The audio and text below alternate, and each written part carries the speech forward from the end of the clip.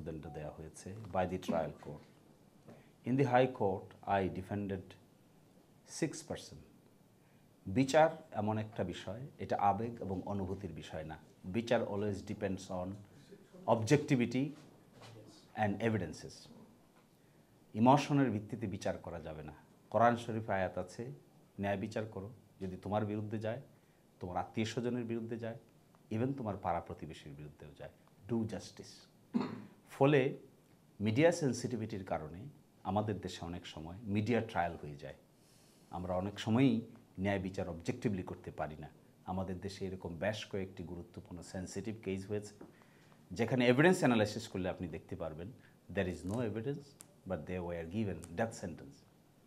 কারণ কি? Overwhelming pressure, media প্রেশারের কারণে বিচার বিভাগ প্রপারলি নার্ভাস সিস্টেমকে স্ট্রং রেখে সঠিক সিদ্ধান্তে পৌঁছতে পারেনি। আবরার হত্যার ক্ষেত্রেও আমার বিবেচনায় বেশ কয়েকজন আসামির ক্ষেত্রে এই ধরনের ঘটনা ঘটেছে। একটা independent, free, fair, impartial tribunal অথবা বিচার ব্যবস্থার মধ্য দিয়ে গেলে আমি যদি জাজ হতাম, আমি অনেককেই খালাস দিয়ে দিতাম, no matter who is doing what. ফলে বিচার মাস্ট বি কনসিডার্ড অবজেক্টিভলি। আমার ভাই হলেও বিচার, আমার বাবা হলেও বিচার, আমি হলেও বিচার। এই জন্য ফেয়ার ট্রায়ালের প্রসেসটাতে ইমোশনটাকে এখানে গুরুত্ব দিলে বিচার হবে না। তারপরেও আমি মানুষের যেহেতু ওভারওয়েলমিং ইমোশন, আমি হাইকোর্টে যে অংশটুকু করেছিলাম পরে আমি আর করিনি। In my humble opinion as a lawyer, it was my moral defeat. I could have taken strong stance because trial is trial, bichar is bichar, justice is justice, no matter who is he. আর second বলছেন মন্ত্রী এমপিদের জামিন। দেখেন আমাদের দেশে, আমি খুব স্ট্রংলি বলি, আমাদের দেশে একসময় আমরা গায়েবী মামলার কথা শুনেছি। গায়েবী মামলার কথা শুনে বুঝে আপনারা সবাই ব্যথিত হয়েছেন। আমার মনে আছে যে সমস্ত লোকেরা তার ড্রয়িং রুমে বসে নাস্তা খেতেন, তাদেরকেও বলা হতো সরকার বিরোধী ষড়যন্ত্রের কারণে তারা মামলার আসামি হয়েছেন।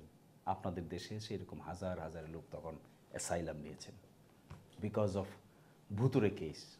ঘটনা নাই কিন্তু মামলা হয়ে গেছে, সম্পৃক্ততা নাই কিন্তু 10টা 20টা 100টা মামলার আসামি।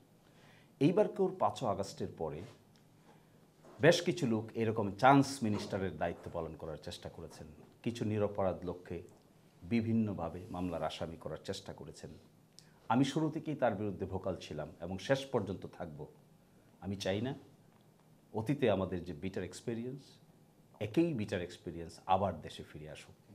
No matter, irrespective of political identity, nobody should be tortured, inhumanly treated. একজন ব্যক্তিকে একটা ফলস মামলার আসামি করলে তার পরিবারের কি হয়, তার কি হয়, তার আত্মীয় স্বজনের কী হয়, ভুক্তভোগী ছাড়া বাকিদের পক্ষে তা অনুধাবন করাও সম্ভব নয়। ফলে পার্টিকুলার অফেন্স যার বিরুদ্ধে আছে, he should be tried. Specific allegation যার বিরুদ্ধে আছে, হি মাস্ট বি প্রসিকিউটেড।